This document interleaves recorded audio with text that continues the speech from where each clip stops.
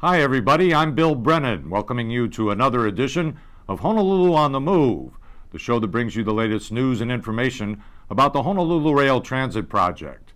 You know, the visual quality of our rail system will have a profound impact not only for our passengers, but on the local communities that rail will serve. Good design and art will improve the appearance of our rail stations and bring some vibrancy to our public spaces. And here with me today to discuss good design and art are two guests.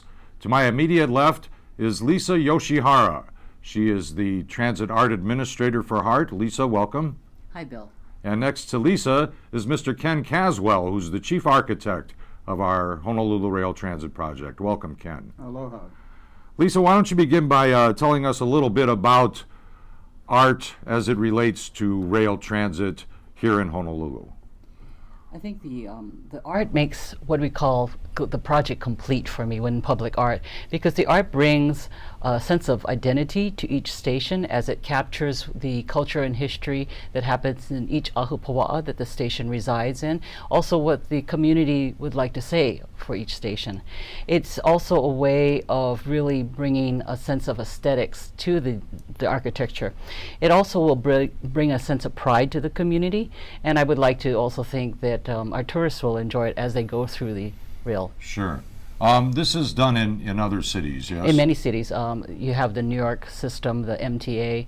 You can find it in Los Angeles Metro, in Phoenix, but you find this in a lot of the good, great rail systems. You'll find public art. Right. I think we have an example from New York here that we'd like to share with the viewers to let them know what the kind of thing we're talking about here. Instead of just blank walls and kind of a boring space, we are looking to liven that up a little bit. This is a perfect example.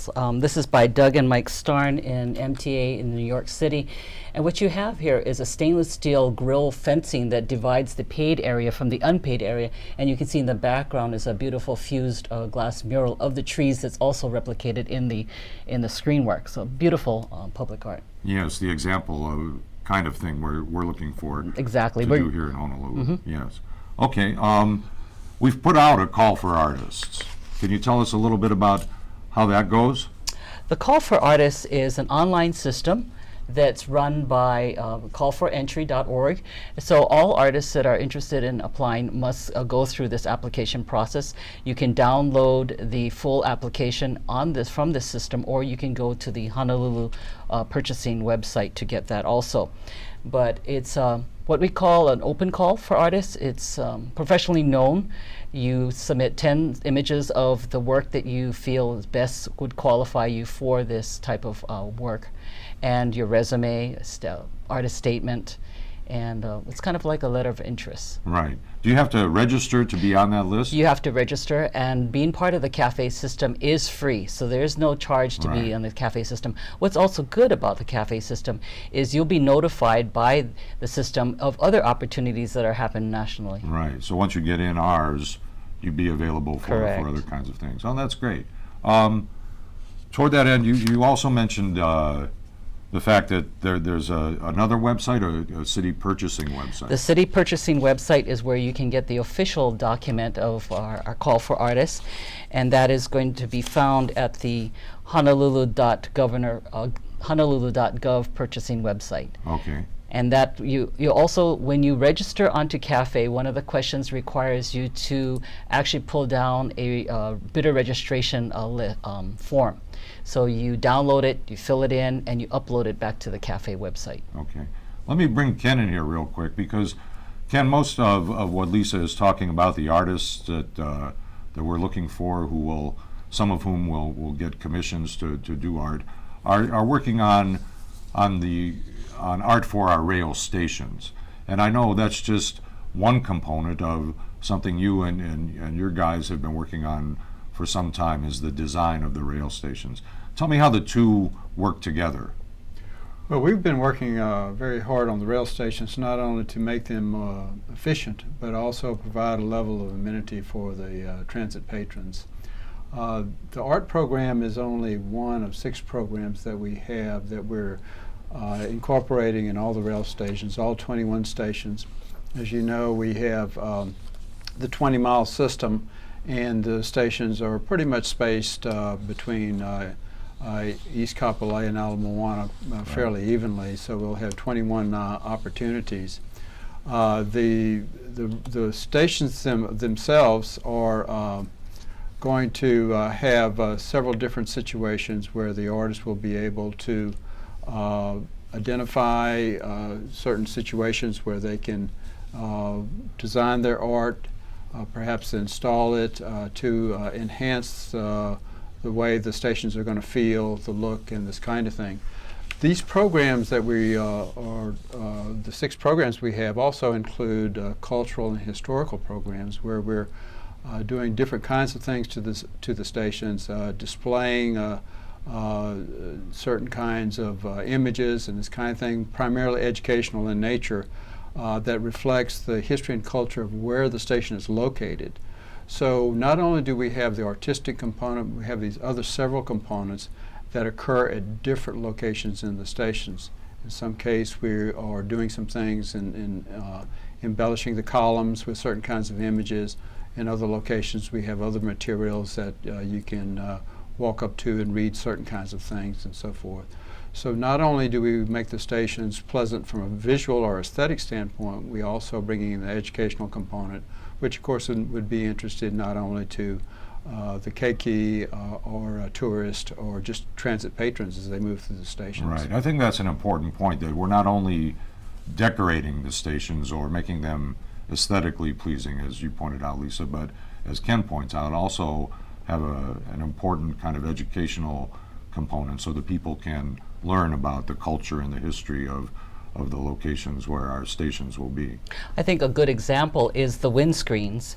And for the station art program, we have the platform windscreens that what we'd like to do for the 21 stations is each station will be dedicated to one lei flower or lei plant. And in this sample here, this is the Ohia lehua, which is a very culturally famous flower that's tied to Pele. And you can see that we would have cultural interpretive text onto the glass windscreen, again, bringing in that educational potential and opportunity for any of the patron riders. And we'd like to have this in both English and the Hawaiian language.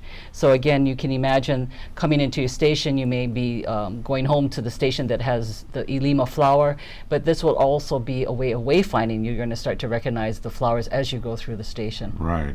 That's really neat.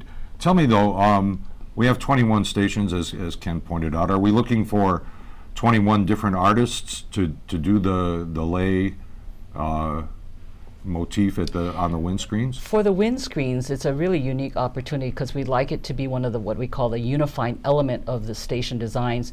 So really one artist or artist team that will design all 21 of the lei screens.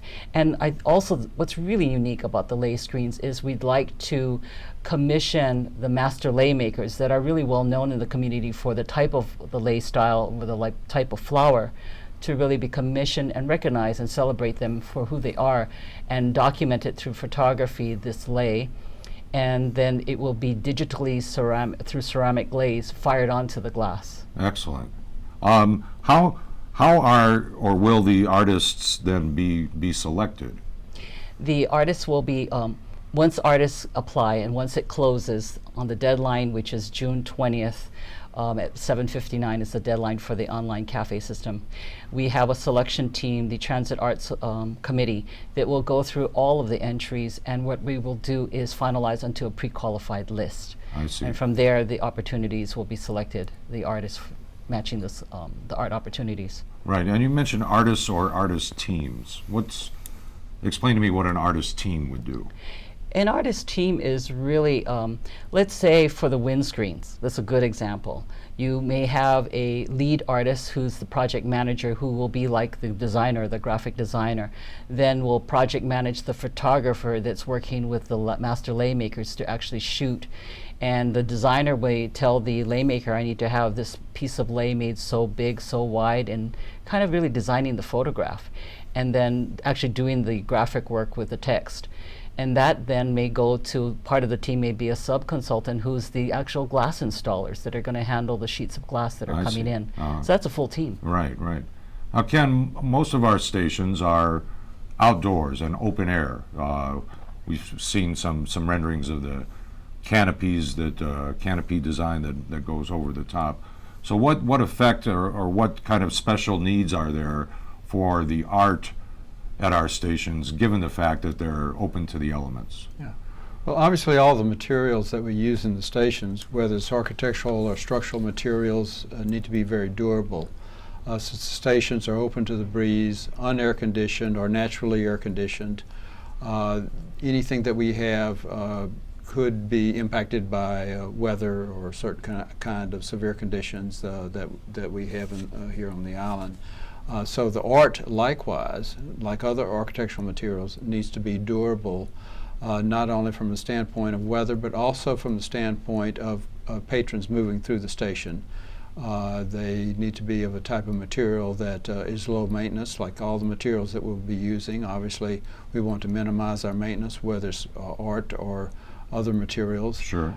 So that we're looking for the durable materials such as tile, glass, steel, this kind of thing, that the artist can still have a measure of creativity, but still have a degree of durability so that the patrons can appreciate it, but we won't have to come in and maintain it because of things that might inadvertently be broken off or, Right. or marred or damaged by the traffic that we have in the stations. Right.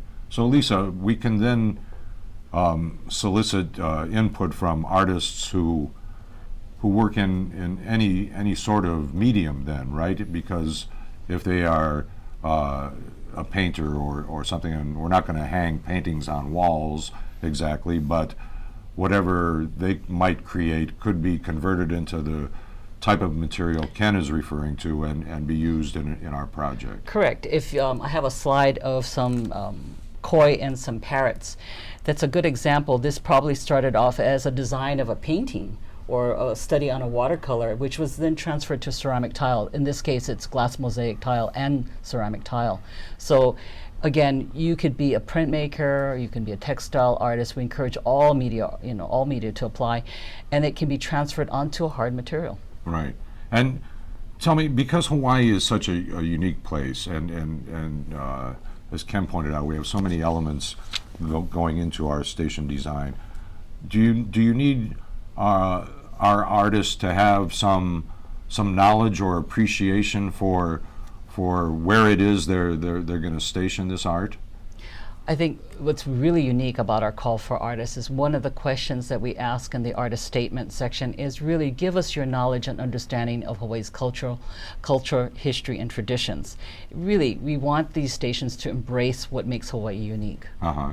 Okay. And the call has been out now for a couple weeks, and we had a workshop. Is there a lot of interest in the artistic community to be a part of this project? Yes, there's a lot of interest. We've received a lot of inquiries. And if anybody does have any questions that relate to this call for artists, please email it to Transit mailbox. That is the official place where all questions will be answered. But there's a lot of interest in the community. People have been waiting for this opportunity. We have the email address there, transitmailbox@honolulu.gov, for any questions relating to our call for artists, and I think that's great. You brought along a few other examples of art from other cities, and I know for people who haven't been to other cities to ride rail transit, maybe they can relate to art that they've seen in airports or other kind of public spaces where transportation happens, or where you change planes and walk concourses and the like. Can you go through a few more examples that show us the kind of art we're talking about? The previous slide was a wall mural, so we'll have some walls. You can have glass mural, or you can have a glass window, or you can have tile, or you can even have a metal relief. On this one, we have actual fencing work, and again, our stations are open, as Ken said, so really to divide the paid and the unpaid area, there'll be this grill work or fencing, so metal fencing opportunities, architectural fencing. And that's from New York City as well. New York City. Yes. And then also there's a beautiful example that I brought of a glass Here it is, a beautiful glass mural that's, you can imagine, lit at night Yes, as you you can walk see by it, the yeah. station. But this is celebrating the Coney Island in New York, and the circus or the kind of rides there. Sure. And it's a really wonderful way of using glass. Again, this started off as a painting, Uh-huh. transferred onto glass. Right. Okay. Ken, this program is very exciting and represents opportunities for artists. But and you mentioned some of the other design elements that go into station design. I'm wondering too, though, how the art and educational component blends in with all the other work you have to do to design a station. And I'm thinking more of the functional kind of things with either escalators or fare boxes and those kinds of things, stairways, all the practical and functional kind of things that go into a station design. It must be a pretty complex thing to put it all together. Well, as I said earlier, we've tried to make the stations efficient or simplify the stations as much as we possibly could. With 21 stations, each with a differing site condition, they're arranged slightly different, or differently in terms of the way they're laid out. However, we have standardized the components of each station so that when you enter a station, you see the same kinds of things. You see the same stair configuration, or the same escalator, or the same elevator, depending on where the station is. Mm-hmm. We have a signage program where all the signage is consistent throughout the stations. We have maps in all the stations that tell you not only where all the stations are, but also what might be in the vicinity of the station itself, other points of interest and so forth. So as you leave the station, you can refer to the map, and if you're in downtown area, you'll know what the points of interest are and where the major buildings are, such as the state capitol or something like that. So we are developing standard components, standard signage, standard visual kinds of things. We have message boards and both changing messages that will announce trains and this kind of thing. Additionally, we'll have audible announcement and we're very, very sensitive to the special needs community. Mm-hmm. We are working with state agencies and so forth to make sure that anyone that has any kind of special needs or disabilities and so forth, that the station is configured to take care of all of those kinds of things. Mm-hmm. So we are very careful to make sure that we are able to cater to not only the people who use the station on a daily basis, but also tourists and others who may not use it as often, Sure. so that they go from one station to the other. They'll have a real good idea of how to get up to the station, which, as you know, is all the stations are elevated above the ground except for the one that comes down to our maintenance facility. That one is at grade, but all the stations are elevated above the ground in some way, so we need to get up to the platform where the patrons will board the trains. And so we have made a genuine effort to try to make sure that everyone understands how to do that as conveniently as possible. Okay. Lisa, let's go back to the artist for a minute. How much money can an artist make if he or she is selected, or his or her team is selected for a commission for our rail transit project? What we envisioned is there's approximately 23 to 25 what we call art opportunities for these 21 stations, and the budgets range from $125,000 to $450,000, and that's inclusive. So the budget really covers the artist fee, the fabrication fee, the installation, any sub-consultants they may require, travel that's involved with this, their particular commission. So again, it's $125,000 to $450,000 inclusive. Okay. How kind of neat is it for an artist to be a part of something like this? This is such a legacy sort of project, one that will be, servicing this island for generations to come, and to have the opportunity to be a part of that must be something that really is part of the motivation for artists to express an interest in being a part of this. Is that your sense? My sense is artists that really participate in the public art profession, it's a wonderful opportunity to actually work with the community, because artists that are selected, they'll have to do research with actually community members to see really, again, what are the narratives and stories, what are the themes that really are driving the concept of the artwork for each of the stations. It's a want to work with the community. It's also a very exciting time to see your work of art publicly enjoyed by both transit patients and just the general community. Yes. And like you said, there for generations. Yes, and it's almost that art is available almost 24/7, as we will operate from like 4 in the morning till midnight. And like we've seen happen all through Hawaii, because Hawaii has a really great tradition of public art, is that many people take pictures, and you'll now with all the media online media, you're going to Sure. see your work Yes, it'll be everywhere, reproduced everywhere. whether you like it or not. Right. In some communities, yeah. transit agencies have art tours where they go from one station to the other and talk about the various pieces of art, talk about the artists and this kind of thing. We will have probably have QR codes so that patrons can click on the QR code and access a website which potentially, we haven't developed the website yet, would potentially tell the story of the art and some information on the artist perhaps. So we're in the process of developing that as well. So the art will be complemented by additional materials. Of course, we hope to have a printed material that we can perhaps hand out to the patrons as we roll out the program, that would give additional information on the artist and the meaning and intent of the art. That's really neat. Lisa, I know that you have one more slide that I don't think we've seen yet. That is an example of an artist working in one medium and having his or her art be translated, I guess, into another medium for that. And can you explain? This one's not from New York City. This one's from San Francisco. Actually, this is a winning proposal by Julie Chang. This for the San Francisco Transbait Joint Powers Authority that has yet to be built. But she is really a textile, not a textile, but a painter, printmaker. And she is influenced by textile design and motifs, European and Asian motifs. But here you see the California poppy and the Victorian architecture transferred from her design onto a terrazzo floor. So again, working with the architects to see what I would call your soft medium brought into a hard medium. Right. Ken, tell me about that. Artists working together with architects as the station is designed. I mean, there's a lot of collaboration and teamwork, I guess, that has to go into that kind of thing. We envision the process of as the stations are designed, the artist actually becomes a member of the architectural team to the extent practical, depending on the schedules and so forth that we're pursuing in the design process.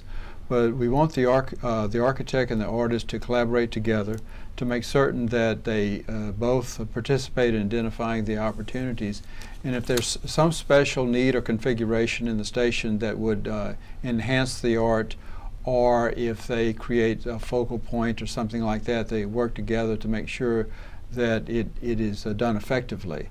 So the artist and the architect work very closely together, and oftentimes the architect might come up with a suggestion that would inspire the artist, and the artist might come up with a suggestion that would influence the architecture and so forth. So it is a very good situation when the artist can work with the architect to make certain that the art is done most effectively. Yes. Last chance to say anything more about our Art in Transit program. I really encourage all artists to apply into the Call for Artists. This is really a lifetime opportunity to be part of this legacy project that's really going to, I think, change the way we look at how art is viewed for the 21 stations. Yes. Yeah. Thanks, Lisa. And thank you, Ken, for being with us.